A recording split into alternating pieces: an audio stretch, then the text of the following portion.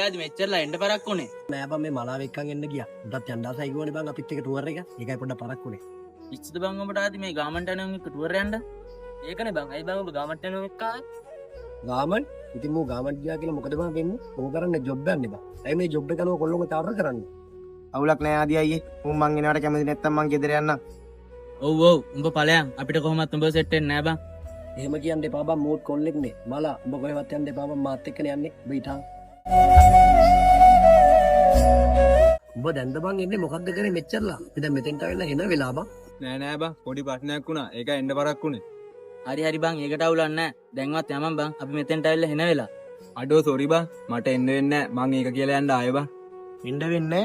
ඇයි බං එන්න වෙන්නේ නැත්තේ? මොකක්ද අවුල? ඒකනේ බං අපි උඹෙනකම් මෙතෙන්ටලා මෙච්චරලා හිටියේ. මොකක්ද අවුල? මොකක් කරේ අවුලක් තියෙනම් කියපන්. මට සල්ලි සෙට් කරගන්න බැරි වුණා බං. ඒකයි අවුල. අවුලක් නෑ ඔබලා ගිහින් වරේ. සල්ලි නෑ. උඹට බං දැන් දවස් ගානකින් දාන්න බං කිව්වේ. උඹට තාම සල්ලි සෙට් කරගන්න බැරි වුණාද? ගෙදර පොඩි ප්‍රශ්නයක් වුණා බං. ඒකයි සල්ලි සෙට් කරගන්න බැරි වුණේ.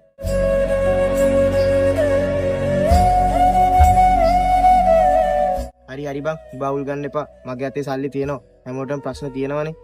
ගාමන්ට යන උඹට කොහෙන්ද බං සල්ලි? මං අතේ ඉතුරු කරපු සල්ලි වගේක් තියෙනවා බං. අපි එකෙන් යන්. උඹලත් යන්න ආසාවෙන් හිටියේ බං. සිරාට බං කියන්නේ මගේ අතේ පෙට්‍රල් ගහන්න සල්ලි නෑ බං. මේකට අවුලක් නෑ බං.